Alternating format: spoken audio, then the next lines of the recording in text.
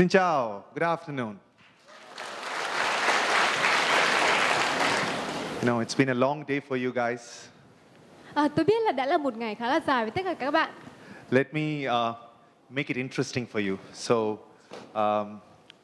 I'm going to it'll be very light, easy for you to listen. And I'll be 25 minutes and then I'll leave 20 minutes for questions for you.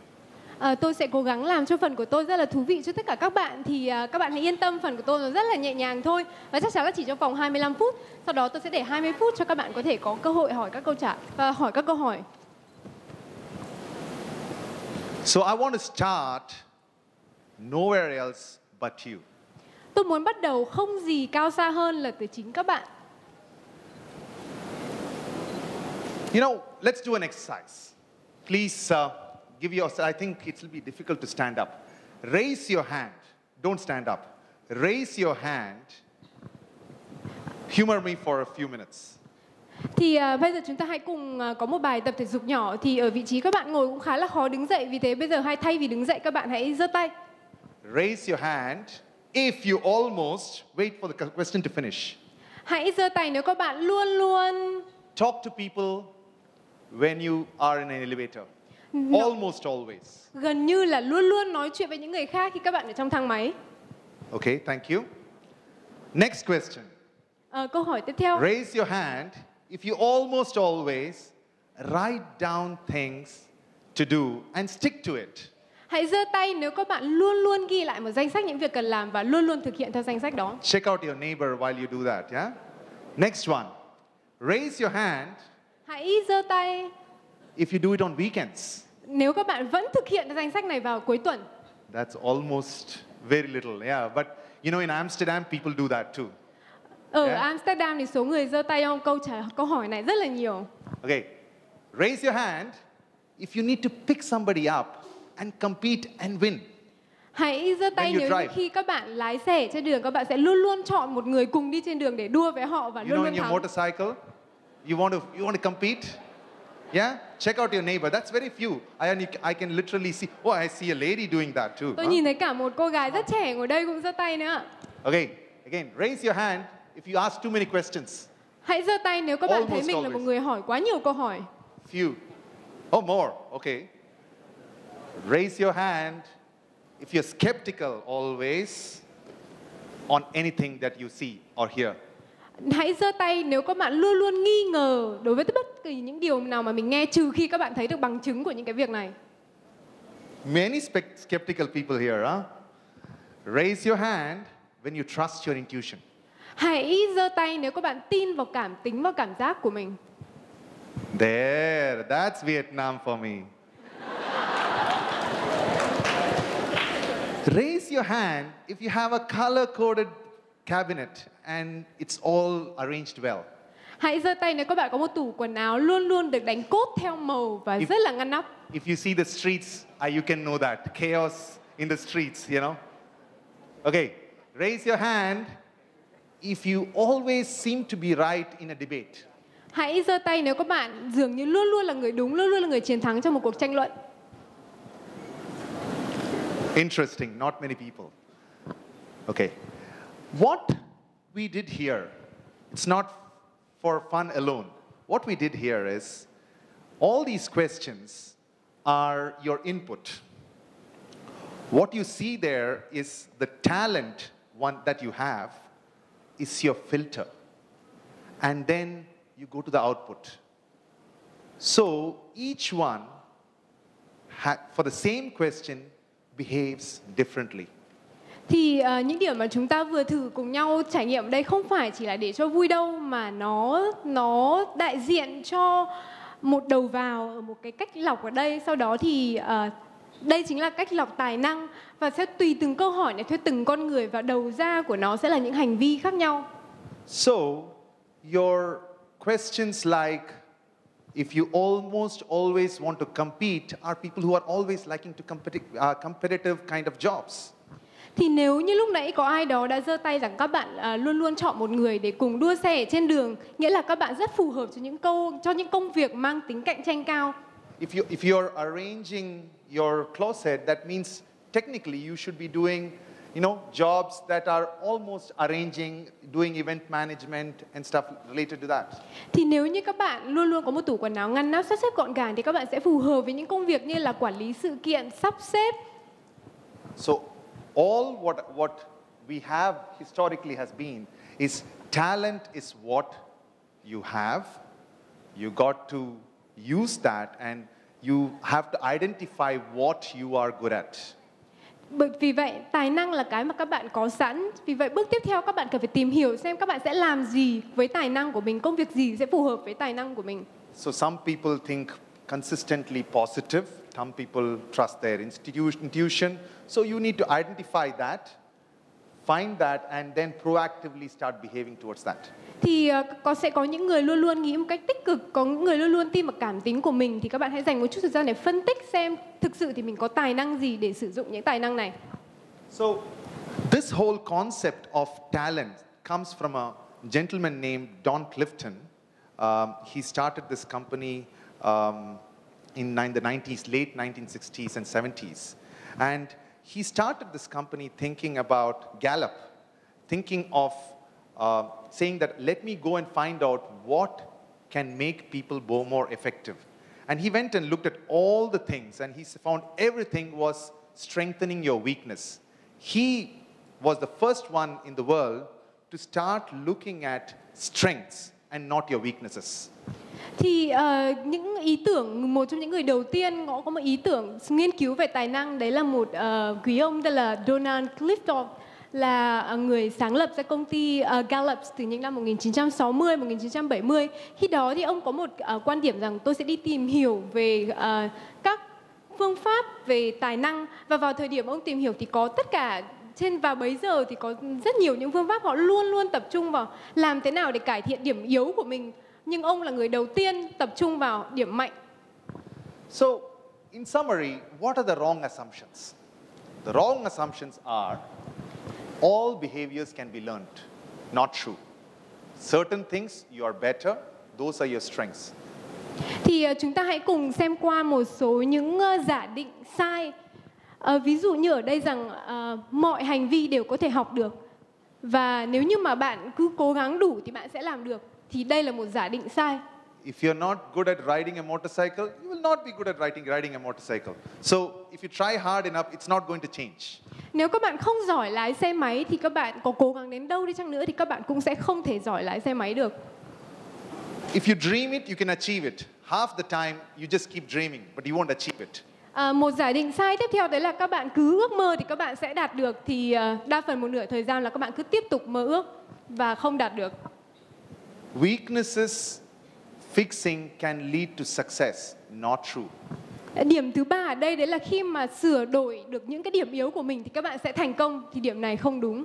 On the contrary, what is true is và đây ngược lại là một trong những giả định đúng. Some behaviors can be learned. Một vài hành vi có thể học được. But many of them are nearly impossible to learn.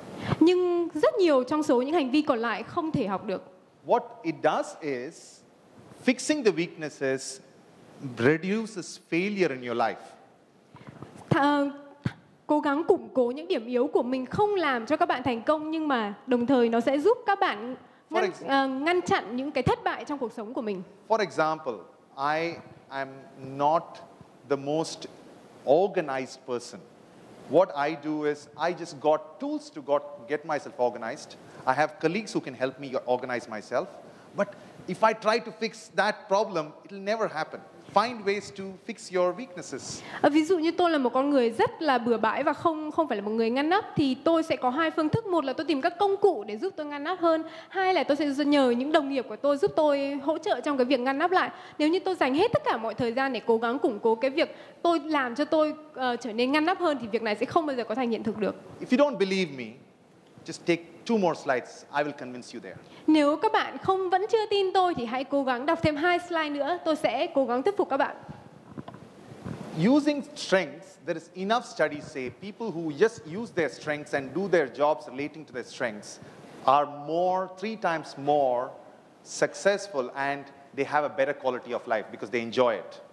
Thì đã có rất nhiều nghiên cứu cho rằng đã tìm thấy rằng những người tập trung vào thế mạnh của mình và tìm những công việc liên quan đến thế mạnh của mình sẽ thành công hơn gấp 3 lần so với những người thường, và họ luôn luôn cảm thấy hạnh phúc hơn vì họ enjoy công việc mà họ đang làm. And have 6 times more engaged in jobs. Và họ sẽ gắn kết với công việc của mình 6 lần hơn so với những người khác. So as managers, you also think they are more productive as teams, people who focus on their strengths.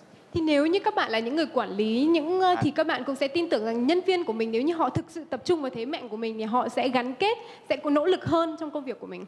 And have greater profitability if the teams be where people focus on their strengths. Và đối với một nhóm làm việc tập trung vào thế mạnh của mình thì họ cũng sẽ có hiệu suất cao hơn nữa. So to understand your strengths becomes very important. That's your talent times the investment you make on strength will become your strength.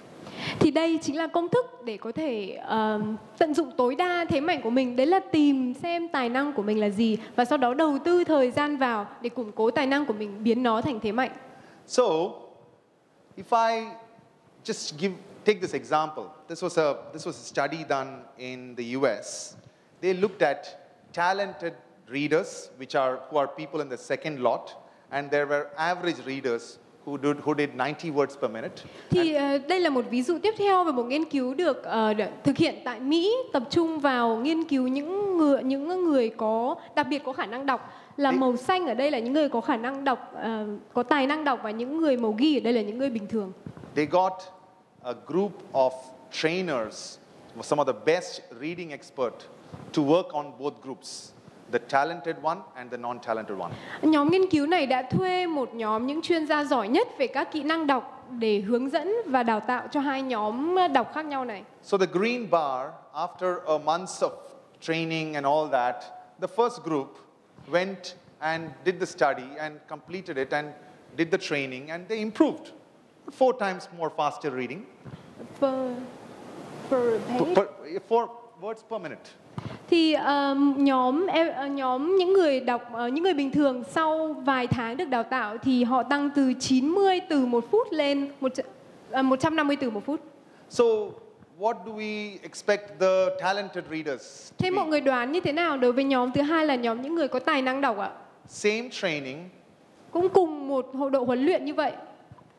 They were doing 2,900 words per minute of reading. Và họ đã thực hiện được 2.900 từ 1 phút đọc. And this is a well documented study to see how talented people behave for the same training regardless of the type of training they have. Và đây hoàn toàn là một nghiên cứu đã được ghi nhận lại, một nghiên cứu hoàn toàn có thật. Và các bạn có thể thấy là những người có tài năng họ sẽ có được thành quả khác nhau như thế nào khi cùng qua một giai đoạn được đào tạo. As young career focused people, all I wanted you to leave a message for you is focus on your talents, invest time in it, that will become your strength. Find a job that fits that. Thì ở đây với tất cả những các bạn ở đây đều là những bạn trẻ rất là muốn có những tham vọng và tập trung vào sự nghiệp của mình, thì tôi chỉ muốn có một thông điệp đến cho các bạn.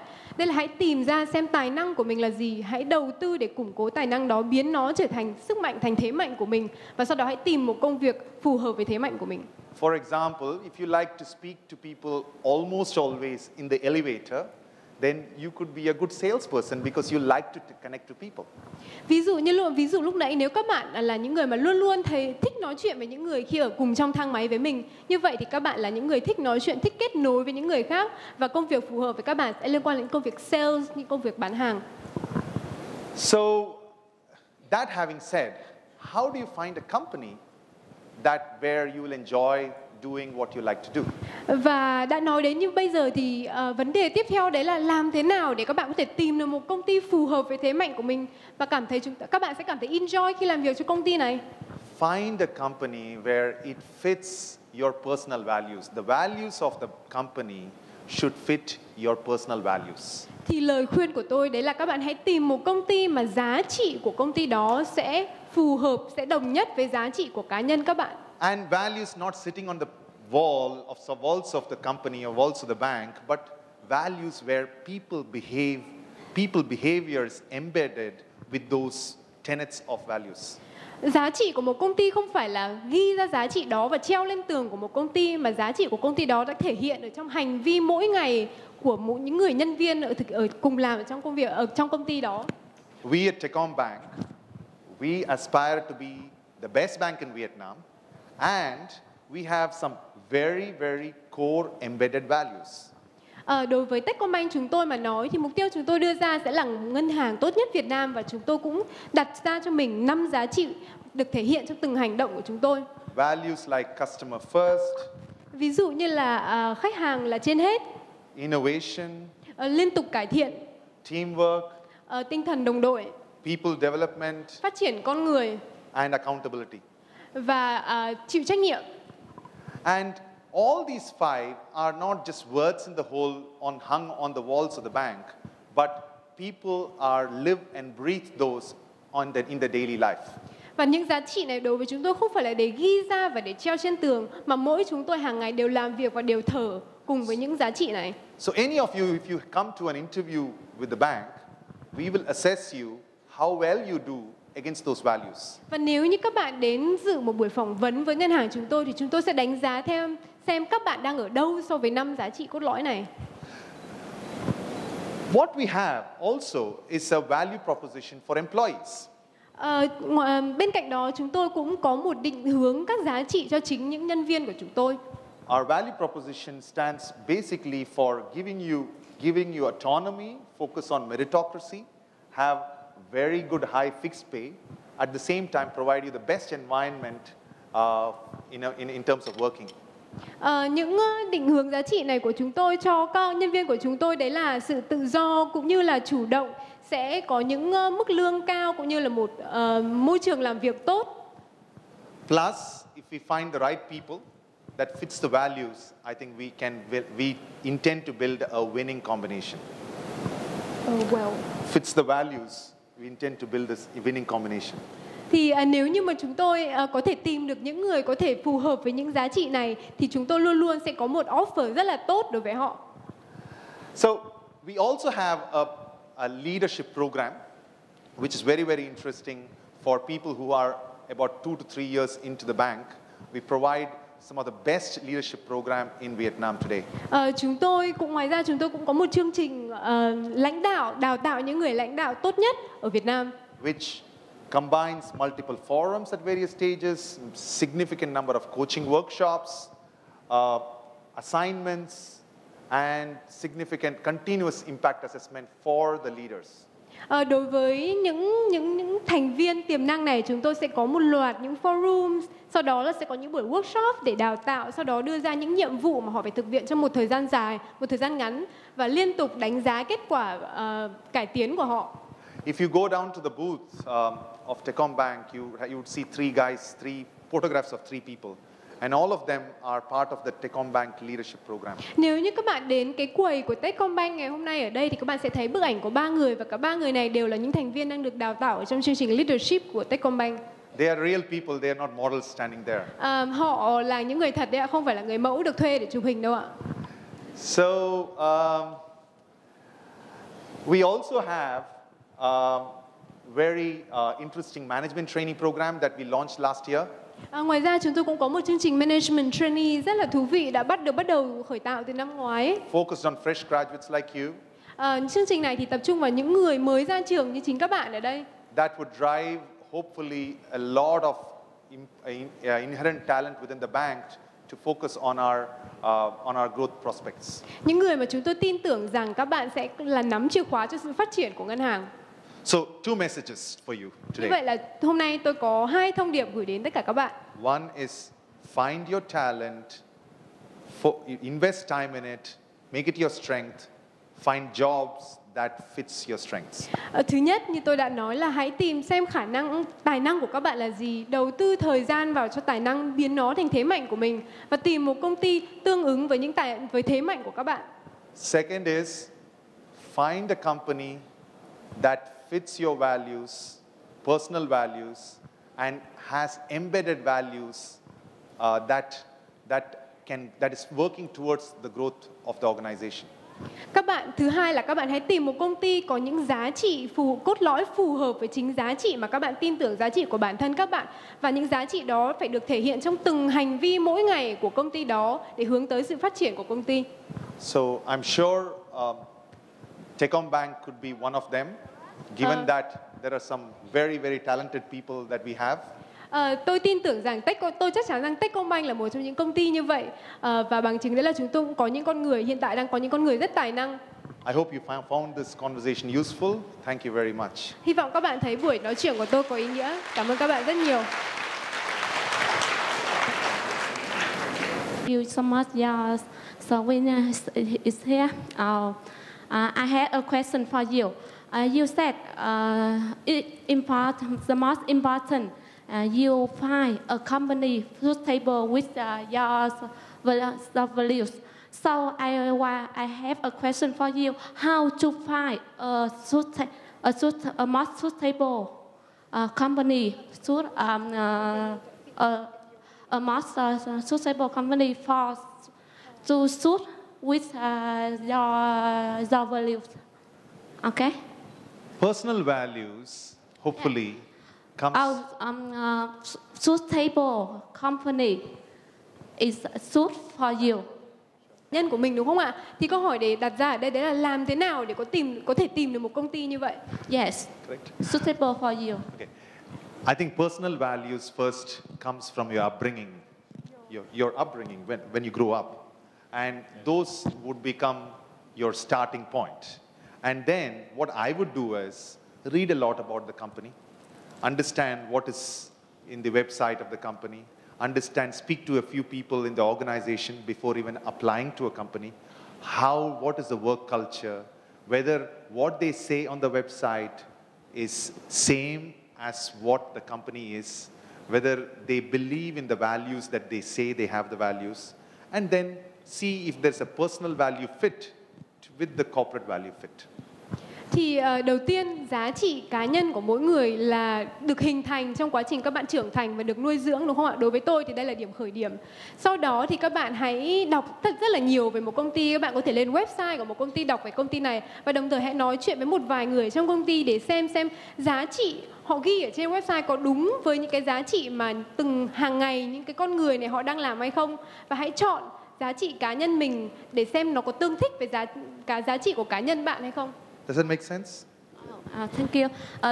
The second question: if the first you find is suitable with you, but for a long time you find is not suitable for you, is on that time. What do you do? You train you or train your work, train your company? No, it's a personal choice. Yeah. If it was me, I would change. Oh. Yeah, but it's a very, very personal choice. You would change your job. Yeah. Change your job. Yeah, I will. If it was me, I will change my job. Thì câu hỏi tiếp theo của bạn đấy là nếu như sau khi đã quyết định chọn làm cùng công ty này rồi và một thời gian rất dài các bạn vẫn cảm thấy rằng giá trị của công ty này vẫn không tương thích với giá trị của cá nhân mình, thì câu hỏi sẽ là các bạn sẽ thay đổi bản thân mình hay các bạn sẽ thay đổi công việc, các bạn sẽ từ bỏ công ty này. Và câu trả lời đây là câu trả lời này nó thực sự phụ thuộc vào lựa chọn của cá nhân mỗi người, và nếu như là tôi thì tôi sẽ chọn từ bỏ công việc đấy để tìm một công việc phù hợp với giá trị bản thân tôi. Thank you so much. Vâng, xin cảm ơn chị. Thank you.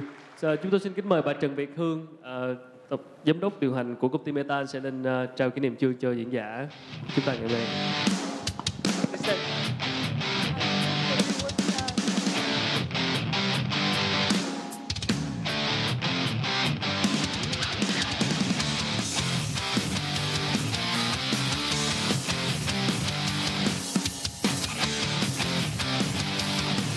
Trưa trọng tay để cảm ơn diễn giả chúng ta, ông Raja Sridhar Athreya, giám đốc khối khách hàng doanh nghiệp vừa và nhỏ của ngân hàng Techcombank. Thank you. Xin cảm ơn.